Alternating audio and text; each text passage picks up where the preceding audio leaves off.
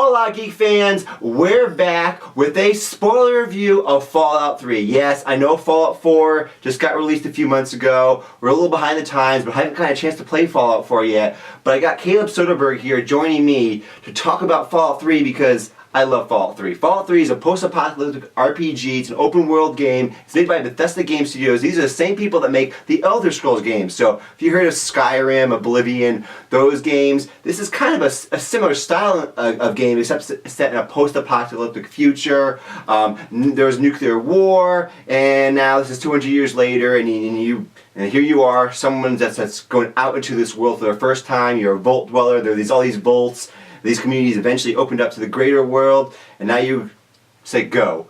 That's basically the game. You're in a vault, and the doors open, and you go. Yep, for the most part. Right. Why did you want to do this? Because you brought this to me, Caleb. Like, hey, did you like Fallout 3? I was like, yes, yeah, I did like Fallout 3.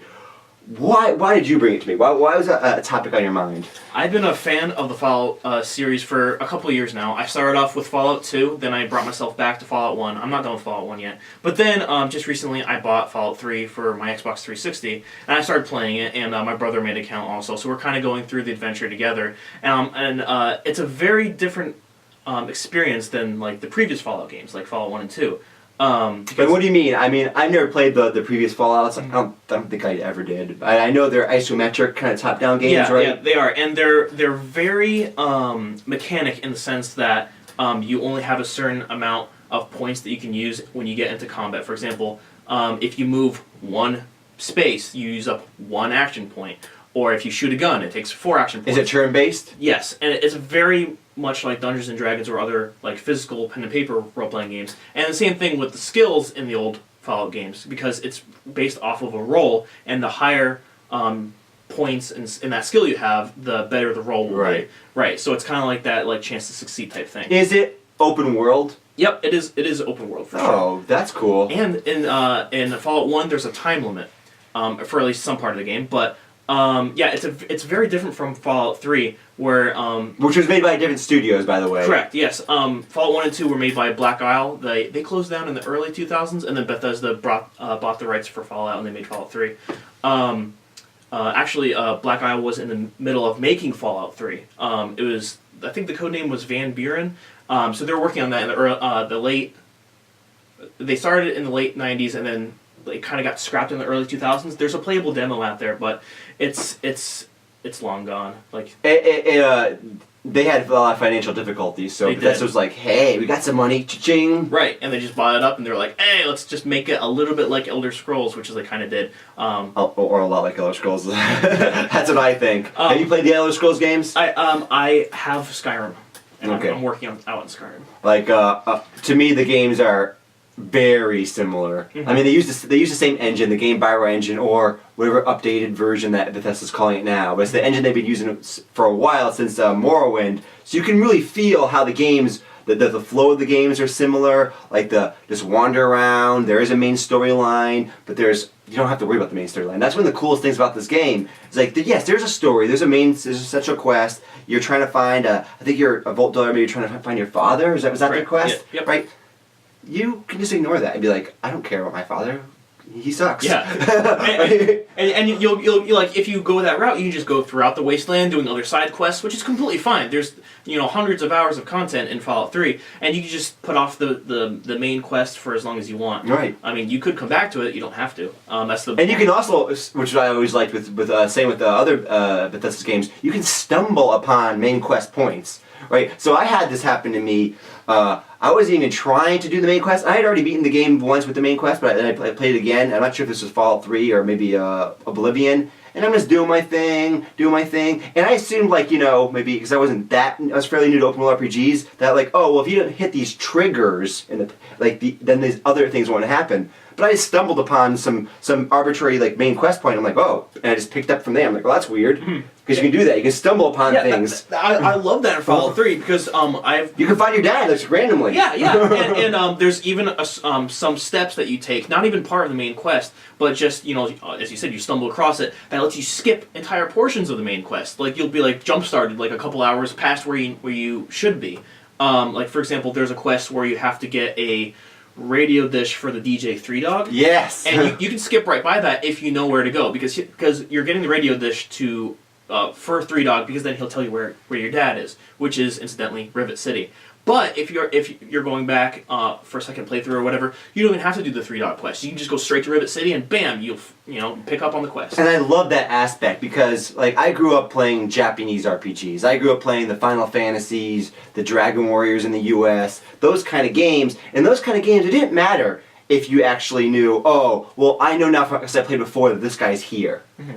If you go here, wait, the guy's not here. Why isn't he here? He's supposed to be here. Because you didn't hit the trigger from the other part you're supposed to go. Here, there's no trigger. The guy, he's like you say, he's always in Rivet City. So you can just go there because you know, because you have a guide, or just because you're exploring the wasteland and you're walking to Rivet City and you go, oh, hey, it's my dad. You know what I mean? It's really cool. I love that aspect. It makes it feel much more like a real world that actually is living and breathing. Because when I grew up on these Japanese RPGs, everything's so static. And so you hit the trigger and then something happens. You hit the trigger and something happens. Here things just happen. Another thing I like about Fallout 3 is the random encounters, which in Fallout New Vegas they got rid of almost all the random encounters and it really pissed me off. But we'll talk about that another day. Right? There's places in the wasteland where there's a percentage chance of something random happening. Correct. Right? And all kinds of random stuff can happen, like random fights between robots, random quests can pop up. It's really interesting. I love the variety of enemies that will pop up too, because you're just minding your own business, and then bam, suddenly, humongous robot, it starts shooting at you,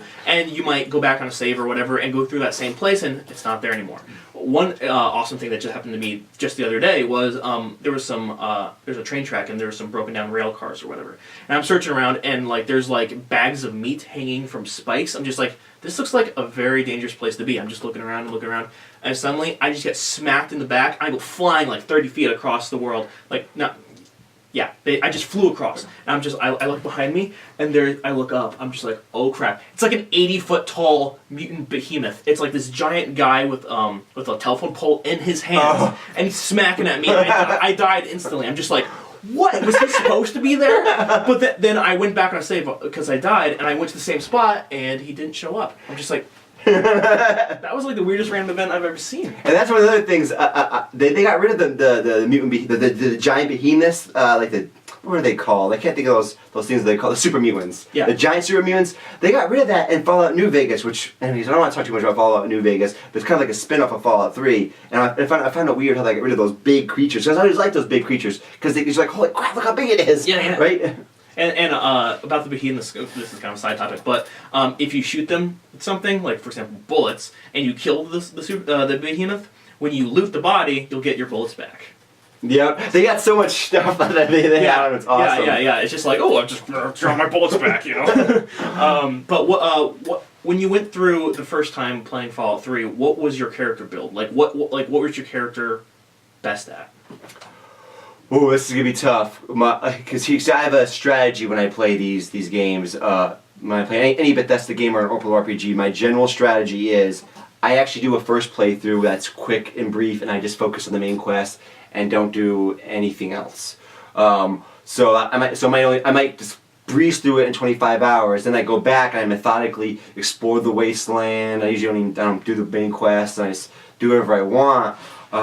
But my build, ooh, that's a tough one. I usually play similar characters, so I'm gonna guess now, because this was 6 years ago or so when I played this game heavily, that I probably had a sniper, big sniper role. I always liked being the sniper and gunning down guys from a distance. That's what I have gotten. Lock picking skills, like kind of scavenger. Thief, good like a chaotic good character like from Dungeons and Dragons is the kind of person I play. He's kind of a little bit outside. I mean, there's no law in Fallout 3, but like and I'm like generally nice to people. But if I gotta grab something here, grab something there, I gotta survive. Yeah. So I would use skills that would help me do that, but it's hard for me to remember now my exact build. Yeah, I kind of had the same playthrough of what you did. Is I started off with a high strength. Which allows you to hit harder if like you have a melee weapon or something, and allows you to carry more gear with you. The gear carrying would matter to me, not the melee weapon. I rarely did melee. Yeah, and I also put some points into perception, which increases your gun skill and your accuracy. So what I did is I put most of my points into small guns, which includes pistols and rifles, and lock picking, like you said, because I know there's a lot of doors in the game and a lot of locked chests that have some really awesome loot in it. So I just put a lot in that, and then what was my last skill? I can't remember what it was, but yeah, basically it was that the character that could just shoot anything and steal anything. Did you? I've noticed in playing Fallout, both Fallout 3 and Fallout New Vegas, that I specifically would not put any points into, like, say, laser weapons or big guns. I'd always focus all my points into usually small arms, and then the big ones, wherever the one that has the sniper rifle kind of guns into. Because if you spread them around, it doesn't seem to help you in any way. Right? It's better just to focus on a few weapon types and a bunch of weapon types. It just makes you weaker in all of them. It doesn't really do much. Yep. I don't think I've put a single skill point into big guns, which includes like miniguns and rocket launchers. Okay, yeah, the exact, yeah. So, you know, like, and the thing is, you can still use these weapons if you get them, right? You're just not as effective. But. Yeah, like your shot will go wide, right. You know, and you know if you're better at it, you could hit them on target every single time. But I find it curious that you didn't put any points into energy weapons, because later on in the game, the energy weapons are like one of the best types of weapons out there. Yeah, I never did. I didn't find them interesting. I guess maybe just. I just wanted my big thing was basically the sniper. I wanted to get the sniper rifle, right, and start sniping people. Yeah, like and I never liked the melee combat. That's one. It's hard for me to call it a flaw, but to me it's kind of awkward. It's like it's stiff, right? It's fun. Maybe you got a bat, you want to bash somebody. I always like that methodical shooting from a distance, and then sneaking around so no one can hear me. Snipe them, go behind the corner, try to, not confront them head on. Or what I really like to doing is get into a crossfire. Like you get super mutants and like bandits fighting each other. Oh, that'd be awesome. I always loved how you could do that, and like the Elder Scrolls games too. Is like I remember playing Oblivion for the first time and just be walking around and go, wait a second, why is that wolf is attacking that dude? Is this scripted? No. That dude's just walking by and the wolf just attacked him. Yeah. I love that aspect of the world. And that also kind of comes into play with random events. Yes. World as well, because one type of random event is you come across a band of hunters, and they can trade you some meat that they've been out collecting or whatever. And one of the funniest things I ever came across in this game is there's just a bunch of hunters there. They're all smoking. I go up to one of them and I talk, and I'm like, "Hey, what's up?" They're like, "Oh yeah, we just got back from hunting. Would you like some strange meat?" I'm like, "I'm good for right now. I don't want any strange meat." I turn around to leave, and there's just like a head on the ground. I'm just like, I look like 5 feet away, and there's like a body, and then I'm just like these hunters just killed this guy and are trying to sell me strange meat. Something's happening here. But the random events in this game are just fantastic. But let's go a little bit more in depth about the quests. So you said the first thing we went through, you were talking about, you went just primarily the main quest. I just did the main quest. I ignored, there's all kinds of other stuff you can do. I didn't even go to all the major locations. I mean, if you just do the main quest, like a huge swath of the map, you're never even directed to go there. Yeah, most of the missions are on the right side of the map. Yes. Yeah, the wasteland is usually on the left, but the main quest just brings you... Oh, we should also say that Fallout 3 is set in a post-apocalyptic version of Washington, D.C. So you're going to see a lot of different landmarks. Yeah, I always thought that was cool, seeing the landmarks. You can go like into the Smithsonian. You can see the Washington Monument, the mall. I mean, it's really cool. And also another funny thing is that the Bethesda Game Studios is actually... I don't know if it still is, but it used to be located in Washington, D.C., so that you can actually go to the Bethesda studio building in the game. I'm just like, those guys must have fun creating that. But, like, all the missions take place on that right side of the map, which I thought was, not a wise move, because they have the wasteland is so open and massive, and they reserve that for side quests, which is fine. Right, see, to me, that was an issue, because I'd played other games where Bethesda does that, where you need, like, say, Oblivion. You don't even have to go to all the cities in Oblivion to beat the main quest. There's multiple ones you can just completely ignore. It's like there are whole towns and cities with tons of quests and whatnot. In Fallout New Vegas, though, you probably would have liked it. They did a better job of the main quest covering the map. They actually specifically kind of walks you around the map. Some people actually complained about this, where it's like, well, it kind of just walks me around the whole map. I don't really like that. So there was actually some backlash about that. So to me, it didn't bother me that it didn't spread me around the wasteland, because that was a different thing. That was an adventure. I like the Wild West aspect of it. Like, what am I getting into? Right. I really enjoyed that. Yeah. And I didn't need the main quest. You know, like the main quest was fine. I never found it particularly amazing, except for the end sequence is awesome. When you're with that giant robot. Yep. Liberty Prime. Liberty Prime. Oh man. It's like you see him stomping across, the wilderness with Brotherhood of Steel. Brotherhood of Steel, like all those other allies, and he just marched across. And he goes like. And he keeps saying anti-communist. I can't remember the things he says, but they're like anti-communist like slogans. Yeah. Like. But that part is just so awesome. One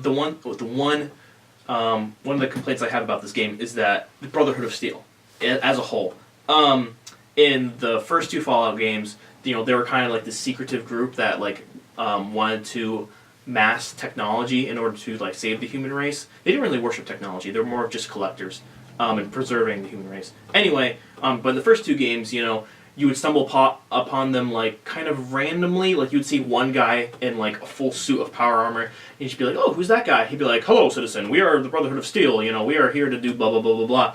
And then he's like, if you want to find out more, talk to another representative. So I'm like, okay. So I looked around the town that he was in, and I found a junkyard. I'm like, is this where he wants me to go? So I went to the junkyard, and there was a secret entrance. I went down, and it was just this huge military base of just Brotherhood of Steel, and they give you awesome quests. They give you awesome rewards. They tell you how to use your power armor in the first place. And Fallout 3, it doesn't really do that. They do teach you how to use and wear power armor, but for the most part, they're just I didn't like the quest line that they gave. They were a little part of the main quest line a little bit, but they basically just send you off on fetch quests where it's like, oh, go get me this, go get me that, go talk to this person. Did you play Fallout New Vegas? I have not. No. Okay, Fallout New Vegas is it's actually developed by some of the original members of Black Isle Studios. So because Bethesda did not handle the day-to-day development of that, so they passed it off. But they're using Fallout 3's engine and everything. So really, it's like a collaborative effort.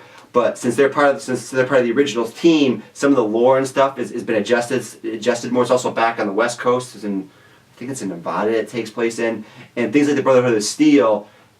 The way you're describing it, they sounds more like how they are in Fallout New Vegas than Fallout 3, which might be more appropriate. It might be more like the original because it actually has original team members. Yeah, that's what I heard about, and I heard a couple of dev blogs, and they were actually talking about how some fans had backlash regarding the Brotherhood in Fallout 3. So when they went to make New Vegas, they were like, "Oh, let's make it more like the old Brotherhood that fans like." So I mean. As a whole, Brotherhood of Steel, hit or miss. I mean, some people like them, some people don't. I personally don't. It doesn't really matter. But to me, that maybe if I played the two original games, I would have picked up on that. To me, it was just there's another faction. There's another group that's out there in the wasteland. It worked. It was fine. Mm-hmm. So you said that your character build was kind of chaotic neutral. I'm not sorry, chaotic good. That's how I played the character. Yeah, Whenever I play any open world RPG, I always play essentially the same character.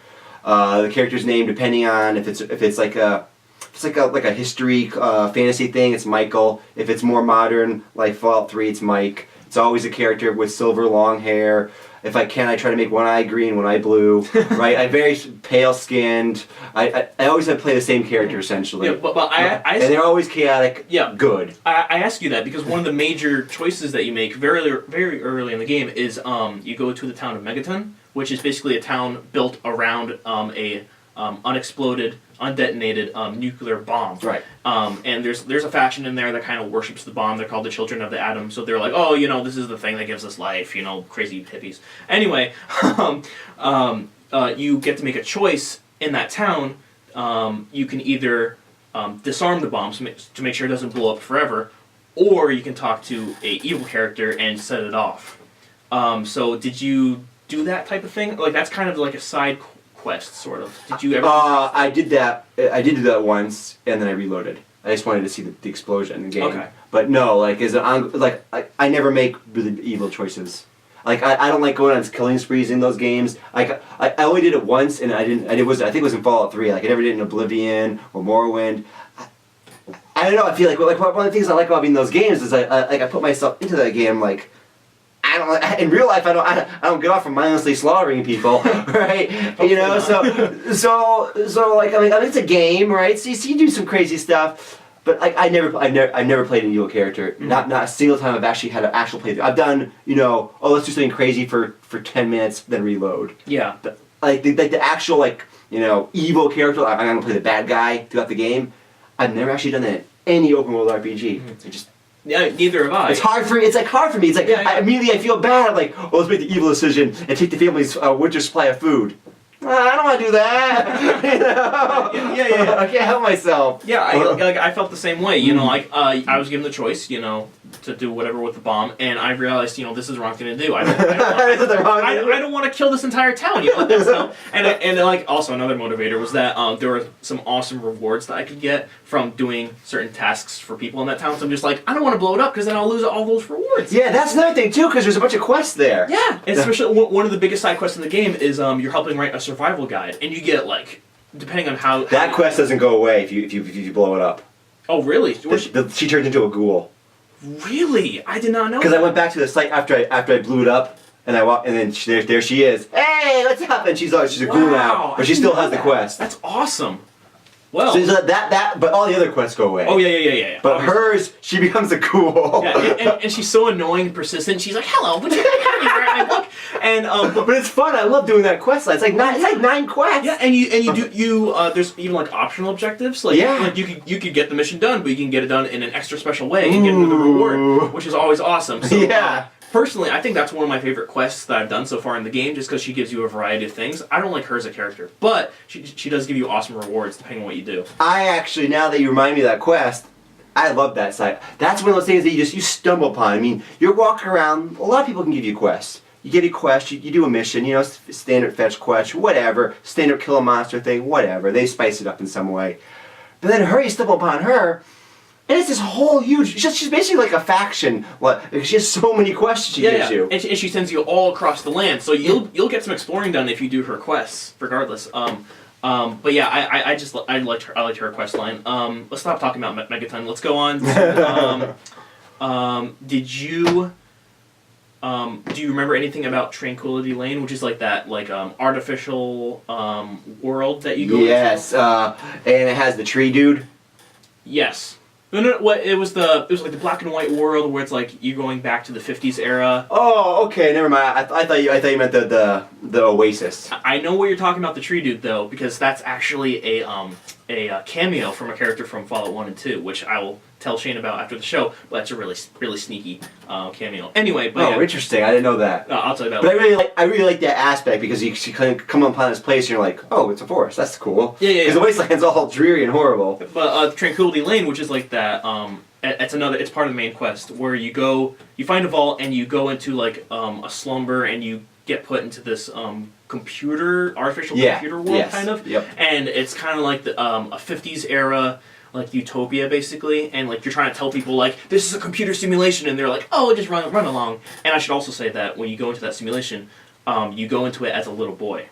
So people are like, oh, just run along, little boy. They don't really care about you, even though you're actually an adult in the real game. And you kind of creepy. Do you remember anything about that? I just remember because they also used that simulation for one of the DLCs, but instead of sending you back to the pre-war days, it sends you back to the point where they're actually just starting to be at war. So you go to Alaska and you're a soldier in Alaska. Right? This is right when the war is actually ongoing. Right? But they use the same machine to send you back. Remember, it's a simulator, but it's basically sent back in time. That's the. But I don't remember too well. That's an objective too. I think you can skip on the main quest. Can't you? No, because your dad's there. Oh, so you have to do that one. Yeah. Remember, it's been a while since I played this game. I played it for over 150 hours. But it's been a while. Yeah. So the details are a little fuzzy. But I went in. I at the very beginning, I crawled into the pod that would allow me to go into this world, and a TV comes down onto my eyes, kind of via Oculus Rift, and it just starts doing that the old TV type thing with the dartboard and that testing signal or whatever. And suddenly a girl's face appears and then disappears. I'm just like, what have I gotten myself into? It's actually one of the creepiest parts of the game. Now that I'm thinking more about it, I actually am bothered by that aspect of the game because it locks you in. As in, you're stuck in that world until you complete certain objectives. Yeah, but it is part of the main quest. Right, but I just don't like that. Because you're really stuck. Usually, in any of the games, you can just walk away. Like you're in the middle of a quest. All right, I don't want to do this anymore. I'm going to do something else. You're stuck there until you complete certain objectives. Yeah. To get out of that world. Yeah. Unless if you don't have a save beforehand, which you always got to make sure you should have ongoing saves. Just pro tip, right? I remember like going into it and realizing like, you know, I don't want to do this right now. But then I stupidly saved or whatever. I'm like, now I have to complete this. Mm-hmm. Where usually you don't have that you can just like, I'm just gonna walk back this way. So walk back to that door and I'll come back later. I think that choice of doing that quest inside the simulation, you being stuck there, not being able to go anywhere else, I think that ties into what you actually have to do inside, because it adds to the tension of the quest. Yeah, exactly. It kind of ties into the thing like, oh, I don't want to do this right now. I want to do another quest. But in the simulation, you have to do the quest because it kind of makes you feel angry toward the guy / girl. It's creepy giving you the quest because he/she tells you, oh, you know, go break up this marriage, go make this right. You have to do a bunch of horrible things, and he's forcing you to do it. You can't do anything else until you do it. So it kind of makes you feel like a jerk and angry at this guy that he's forcing you to do these atrocious acts. And then finally, at the end, he tells you to kill everyone, and you can't escape from that unless you have a save, like you said. But to progress with those quests, you have to kill everyone. Yeah. Or there's a workaround if you're particularly, you know, intuitive, but it kind of ties into that villain's character where you can't do anything else except for follow what he says. We've been talking for a while. I want to touch on one other thing before we get to our scores. Is you played this game on Xbox 360? Yeah. I played it on PC. To me, that's where you want to play these games because, like I said, I played it for over 150 hours. I played it unmodded for about 20-something hours. And after that, I played with a bunch of mods that altered the game. And like the biggest, like some of the major mods that altered the game for me was like I found the world too dreary, too depressing. I was like, oh, the ugly green sky, everything's dead. Yeah, the graphics are very plain. They're very, very plain. Like actually in New Vegas, they changed that. There's a blue sky. There's some vegetation. You know, it's post-apocalyptic, but it's not like.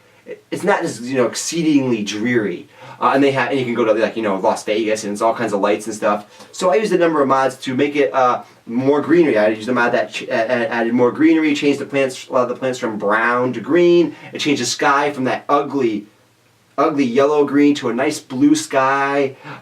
So I used a number of mods where I just made I got rid of trash and litter. I couldn't stand how every building I walked into is full of trash and litter on the ground. You can see characters sweeping sometimes. I'm like, but there's trash all over the ground. Yeah. That doesn't make any sense, right? People don't just live in, just because people are in this environment, it's still their home. They wouldn't just have trash all over the ground. So it actually moves all the miscellaneous trash in people's house is all across the wasteland. Like man, it must have been really tedious. So I used a number of these mods, and I used a number of interface mods because the one thing, the biggest problem I have with this game was actually the interface. And I don't know how this is with a controller, but with the keyboard, the interface is obnoxious. If there's a delay, just going into the Pip-Boy screen, it's like, click for inventory. Click off. I'm like, what is this? You click, it goes instantly, right? Like when I played more, I click, there it is. Click off, there it is, right? In and out, because I go in and out of the inventory. Now I say click, so I use the mod to make that speed up like 4 times faster, right? I use the mod so the inventory screen had a lot more information on it. Half the screen is not used for any information. Half the screen is just your hand and other shit.